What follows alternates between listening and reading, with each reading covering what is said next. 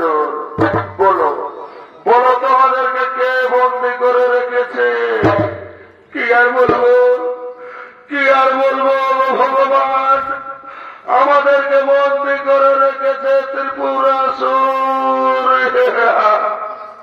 শোনো কি বললেন? ত্রিপুরাসুর, ত্রিপুরাসুর, ত্রিপুরাসুর, ত্রিপুরাসুর কার বড় বলিয়ান? ওরা ওরা পাপিষ্ঠ অসুর কুলাঙ্গার, আমি তোরা কিছুতেই করিব না ক্ষমা।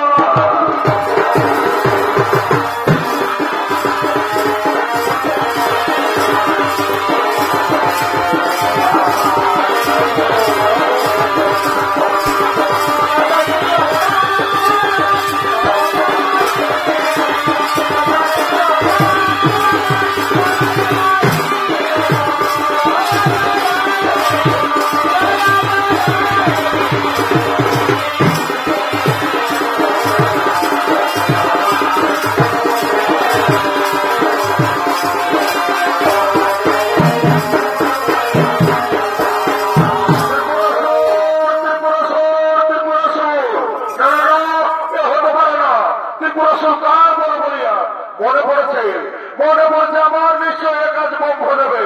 কোথায় এবং মনে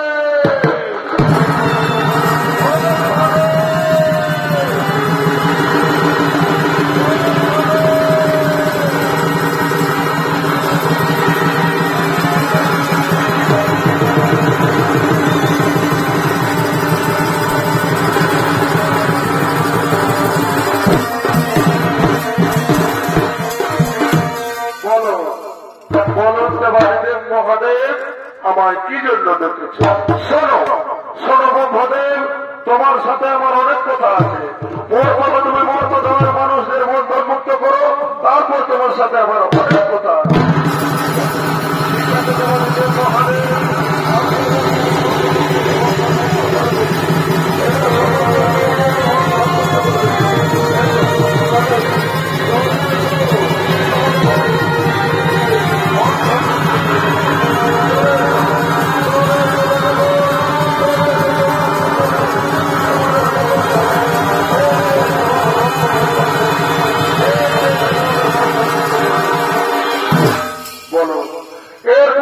দেবাদেব মহাদেব আমায় কি জন্য ডেকেছ?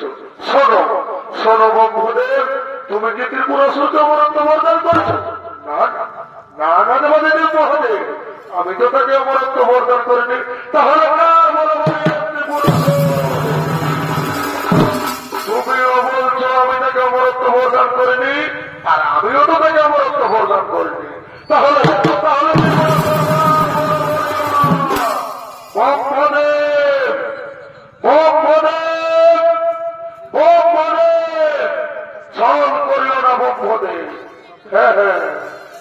দেবাদেব মহাদেব, মনে পড়েছে অনেকদিন পূর্বে আমি তাকে অমরত্ব বরদান করেছি। ও তাহলে তুমি তাকে অমরত্ব বরদান করেছ। এই দেখো আমার হস্তে রয়েছে যে হরধনু, এই হরধনু নিয়ে আমি ত্রিপুরাসুরের সাথে সহস্র বৎসর করেছিল, কিন্তু কিছুতেই করতে পারি না ত্রিপুরাসুর নিধন। তাই বলছি বড় ব্রহ্মদেব, বড় ব্রহ্মদেব কিভাবে হবে ত্রিপুরাসুর নিধন? শোনো শোনো দেবাদেব মহাদেব, এর জন্য চিন্তার নাহি তো কোনো কারণ। আমি এখন বিশ্বকর্মাকে ডেকে ত্রিশূল অস্ত্র আপনার হাতে প্রদান করছি।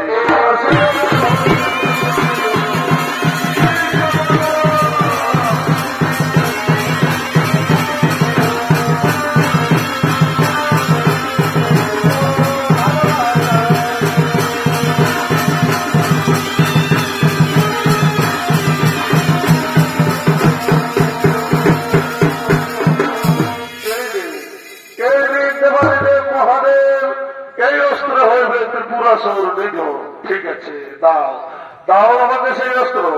ও হে ৩৩ কোটি দেবতার দোষ, আর আমাদের বিলম্বের নাকি প্রয়োজন। চলো চলো এই মুহূর্তে আমরা ত্রিপুরাসুরের সাথে করিব।